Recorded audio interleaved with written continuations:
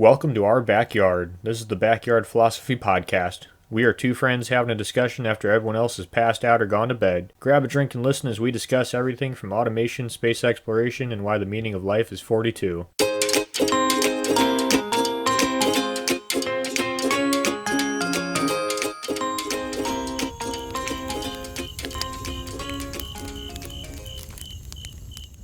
You know, sometimes even God makes mistakes. Sometimes nature has one too many and creates a creature that many would argue should not exist.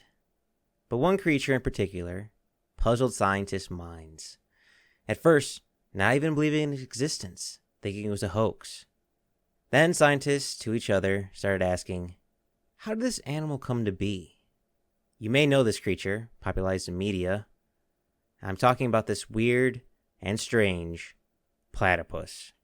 But before I go down all the strange features that make up a platypus, or platypuses, yes, that's the correct plural name for platypus. Nick, how are you, and what are you drinking? I am doing good. I just got some shock top here, and can you walk me through that, the correct for plural of platypuses again? Platypuses. Platypuses, because I really wish it was platypi. But what are you drinking? I am drinking some whiskey with a lot of ice, and boy, thank God for ice. Nick, we are going to Australia, figuratively, not physically, to talk about a creature which, after researching it, I am not sure if it's an experiment gone wrong or Mother Nature just hitting the shuffle button on evolution. The platypuses are part of the monotreme order. Monotremes diverging from other mammals about 166 million years ago. And platypus' ancestors and platypus-like animals used to be on just about every other continent. But over time, evolution and, well, Mother Nature caused them to die out. Now platypuses are only found on the east coast of Australia in freshwater systems. And that is normal as you get with the platypus. From here on out, they only get weirder and they only get odder. To describe what a platypus, in case you're not... Is that a pun? No, it's not, but I like the otter, and that'll work. Nick, I'm conditioning so much to recognize puns when they're not even there. It's more of a fear than anything else. To describe what a platypus, in case those listening are not familiar with what they look like, well, imagine a creature with the bill of a duck, tail of a beaver, body like an otter, its limbs on the side of its body like a reptile, webbed feet like a pelican, and that's what a platypus, best way I can describe it. Brown in color like a beaver, this strange animal relatively small in the animal kingdom, males ranging from 15 to 25 inches, weighing 2 to 7 pounds, while females are anywhere from 14 to 22 inches, weighing 1 to 4 pounds. I kept it imperial, Nick, just for you. And that's what I appreciate about you. These creatures are not just strange in appearance, but strange in biology and of behavior. Let's start with their moment of birth. Females will lay 1 to 3 eggs. That's right, these mammals lay eggs. They will have a 21 gestation period, the period in which a female develops the young inside of her. From there, she'll lay eggs about the size of a marble out of her cloaca. Yes, platypuses have cloacas like birds. And incubate them for about 10 days. After 10 days, the eggs will hatch, and out will emerge puggles. Puggles? This is a ridiculous. Who the fuck came up with this? Well, it's Nick, I'm pretty sure everyone was high when they had to deal with platypuses. The name puggles is the actual name for baby platypuses. The word puggle is used to describe baby monotremes in general, but for platypuses is stuck as its official name for their young. Similar to kangaroos, all their babies are called joeys, is the same with platypuses, are all called puggles. Now, when I say baby joeys, again, you probably think like I did, a baby kangaroo. But in fact, joeys is used to describe baby marsupials. And a generic term that just stuck is now heavily associated with platypuses, puggles. The puggles will hatch from their eggs, and they're about the size of a jelly bean. Born hairless, looking like a hairless mole or shrew. An ugly cute thing if I had to describe them. Now, you may think when these eggs are forming, the possibility of sex of these mammals, like the rest of the mammals in the world, would be male or female? Well, with platypuses, nothing is ever simple. You see, the birth of the platypuses are not male or female. In fact, the platypuses have 10 possible sex chromosome combinations. 5 different combinations for males, 5 different combinations for females. But, like every mammal, the baby puggles will receive nutritious milk from their mother for about 3 to 4 months. But instead of the normal way of getting milk from the mother, female platypuses don't have nipples to nurse their young. Instead, the females sweat their milk onto their belly for the young to lap it up and nurse on it. Oh, it gets weirder. This odd lactation feeding process actually might be useful for us humanity. This milk is very good against fighting against bacteria and possibly viruses. Not sweating out the milk. God, that'd be awful if every time I went for a run I sweated milk. But the platypus's milk Texas nutrition would smell really bad. Oh, yes, that would. Oh, I think I would cut off whatever nerve sensors for my nose if that was the case. But their milk might help humans in the future help fend off against bacteria infections. Now, both the males and females are born with teeth and spurs. These spurs are a venomous spike located in their hind leg on each side. But after a year, the females will lose their spurs while the males will maintain theirs. Along with losing a body mechanism, both the males and females will lose all their teeth in about 1 to 2 years old. Instead, to eat with their food, they'll use a process in which I have no idea, evolutionary-wise, how it was developed. After losing their teeth, they will swim to the bottom of the freshwater system, i.e. rivers, ponds, and lakes, sift through and find gravel to put in their mouth, on their hard plates, in their bills, to crunch up their food. This process they would do throughout their entire lives, replacing the gravel as needed. They were born with teeth and decided, you know what? I don't need teeth. I'll just use rocks. That seems about right. Platypuses are also carnivores. They eat insect larvae, shrimp, tadpoles, bugs, sometimes worms, mussels, and even occasional snail. But that is pretty cool, right? Because then, if your teeth, like a lot of animals, when your teeth fall out, you're dead. So you don't necessarily have that problem. True. That's, I didn't think about that. That could be a benefit.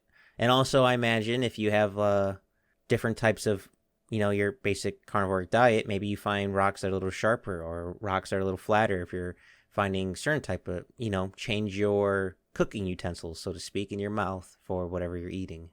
Their hunting process, though works, I would definitely say is unique. When hunting, platypuses will close their eyes, ears, and nose, and dive underwater to find their prey. The method they use to locate their prey is by another sense, located in their beak. While swimming underwater, blind and deaf, they use electrolocation to pinpoint their food, much like a shark does. After watching a video of a platypus hunting, boy, they do miss a lot. It's a good thing their prey is slow. The electrolocation sense in their beaks allows them to navigate through murky waters, for freshwater systems tend to be muddy and murky, so this feature allows them to find their food much better than with their eyes and ears. In general, this water-based animal hunts at about 0.4 meters per second, which is less than 1 mile per hour, and at a top speed about 1 meter per second, which is about 2.25 miles per hour. Again, keeping it imperial for you, Nick. And it's also a very good thing their food source is slow. While under the water, platypuses can swim for 30 to 140 seconds at a time before needing to come up for air. But the platypus weird eating process does not end with them having no teeth. Once a platypus finds and grinds up its prey, the meal does not go to the platypus's stomach. Nick, do you want to take a guess on what happens next? They regurgitated and ate it again? No, that'd actually be more normal. After grinding up their food with gravel that they put in their mouth, they swallow the prey, only the food doesn't go to their stomach. That's because platypuses don't have stomachs. Instead, their food goes from down their esophagus straight to their intestines. Platypuses, though, spend majority of their time in the water, do occasionally venture onto land, walking like a lizard and using their clawed web feet to navigate. You see, Their webbed feet aren't like a duck or a frog. Platypuses have claws that go halfway up their feet, and webbing the rest of the way for the water. Claws for land, webbing for water. They use this weird combo to get around, though if you thought they were slow in the water, they're even slower on land. On land, they are more vulnerable for obvious reasons, but majority of their predators are water-based animals.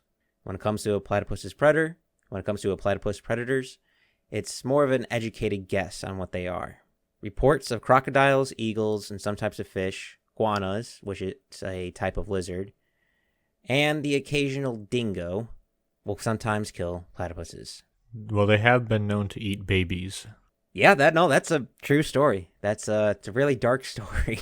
The reason why all these predators are an educated guess, well, much like the platypus itself, the platypus in the ecosystem is a complicated one.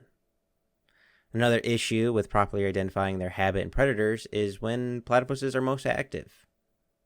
You may think to yourself, platypuses are most active in the daytime. Or you might think that they are mostly nocturnal creatures. The correct one of those two is yes. See, platypuses, they make their own schedule and is very dependent on the location they live. It's almost a case-by-case scenario of a platypus's active time frame. But if a platypus is to survive past the first year and make it into their second, they'll be able to reproduce. Breeding seasons depend on where in Australia you are. Some begin in August or October. Others go all the way till March. This is pretty much the only time platypuses get together, for these strange creatures are solitary animals. They do communicate in captivity, so they think they might communicate in the wild.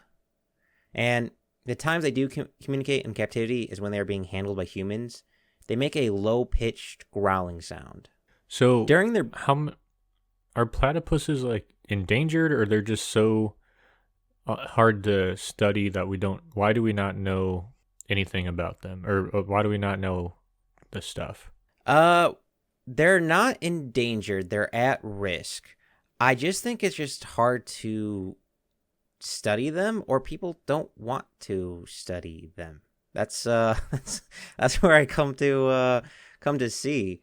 It's I think they're not at risk, but they're at the cusp. I can't remember the exact terminology, but I guess it might be there just might not be the funding in other countries. I just know in the United States, it's, you can look up behavior studies for almost every animal, and you got one, down to freaking lampreys, which are just very small fish.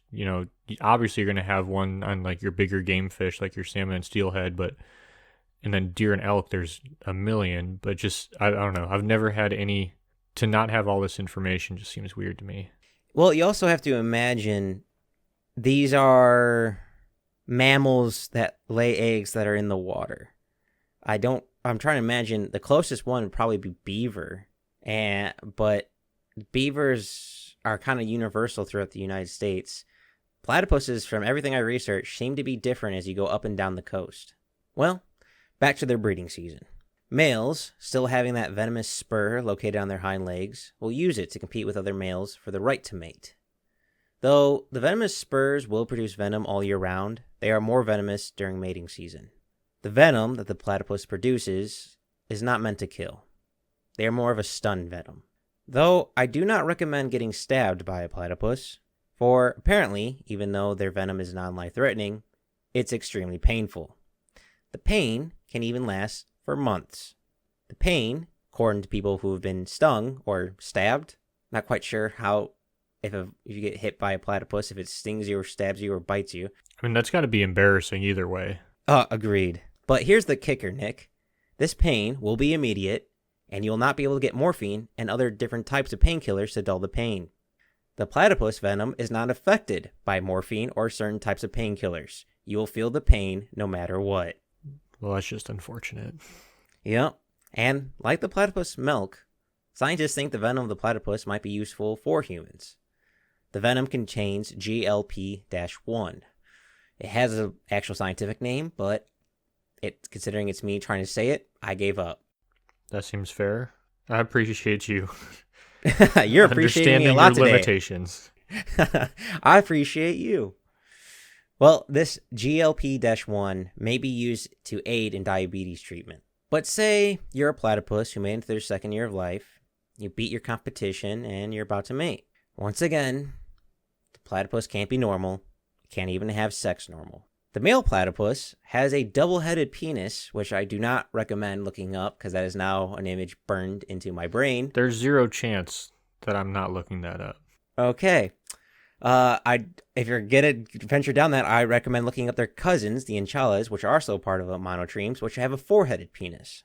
And like other females in the mammal kingdom, platypuses have two ovaries. But, and I take this with a grain of salt, apparently for platypus females, only the left ovary is functional. I couldn't verify this information, but I saw it come up a couple times.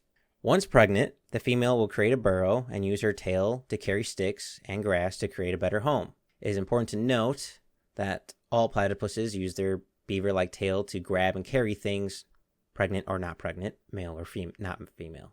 Sometimes they grab bundles of sticks just to block themselves in their home so they won't be disturbed. Then the cycle repeats. Birth, fuck, and death. The platypus in the wild can live up to 12 years, while in captivity can live around 20 years. Now this is when the platypus enters human scope. Some information on how the knowledge of platypus existence made it to the Western world is chaotic.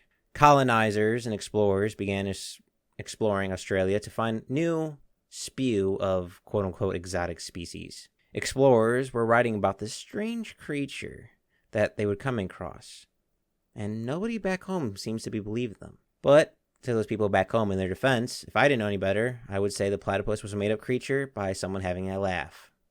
An explorer by the name of John Hunter was traveling to the western part of Australia and decided to kill a platypus and taxidermy its body. And then he would send that body to a Dr. George Shaw. Dr. Shaw immediately thought it was a joke. Immediately just dismissed it. Didn't even think it was a real creature. But more people kept sending taxidermy and skeletons of platypuses. So, whether it be a scientific itch or just pure curiosity, he went in and looked at the taxidermy platypuses to try to prove that they were a hoax. He began to cut open the stuffed platypuses looking for stitches, thinking that people were just randomly stitching animals together, trying to fool scientists. He could find no stitches. So, in 1799, Dr. Shaw wrote the first published scientific publication description, and everyone who read the article thought Dr. Shaw was off his rocker or feeding into the hoax. It wouldn't be till a few years later when a Colonel David Collins in 1802 wrote a book called An Account of English Colony in New South Wales, in which he described the platypus. Suddenly, people started taking the idea that the platypus might be a real creature. A few years after that writing, it was deemed a real creature, and they tried to name it. And guess what, Nick? The platypus naming system, just as weird as the platypus itself. First calling it a Platypus anatinus, meaning flat-foot duck-like, but that name had to be changed because it already belonged to a type of beetle. So they changed it, and I'm going to butcher this, to Ornithorhynchus antius, meaning bird-like snout and duck-like. But that previous name platypus already stuck as a layman term. So platypus actually has nothing to do with its real name. That seems right. I mean, that is a more fun name. I'm not gonna lie. I'd much rather prefer to call something a platypus. Well, that wouldn't be the only name for the platypus. Before colonizers and explorers from other countries started coming to Australia, the Aborigines were familiar with it and accustomed to the native species. The Aborigines, depending on the region, have different names for the platypus. Bundaburra, Malligong, or Tambert are some of them. And they even have a story on how the platypus came to be. Now, I'm paraphrasing this story, but the Aborigines have interesting myths. Many of them are called Dreamtime stories in translation. And their story on how the platypus came to be goes like this. There was a river made up of many different territories. Some of the rivers were rapid, other parts calm. Upstream lived a flock of ducks who never dared venture away from their territory, until one duck, named Daru. Daru was a female duck who decided to disobey the elders and venture out and risk going into the water devil's territory. This water devil was named Bagoon, and he was a water rat who controlled a big territory. As Daru ventured into Bagoon's territory, she ran into the water rat. Out of fear, she tried to flee, but was taken captive by Bagoon and his spear. Once a captive, the water rat would force himself upon her. Weeks would pass before she could escape, making it back to her native territory. But she was already pregnant with the water rat's babies. Daru would give birth to hybrid animals, half duck, half water rat.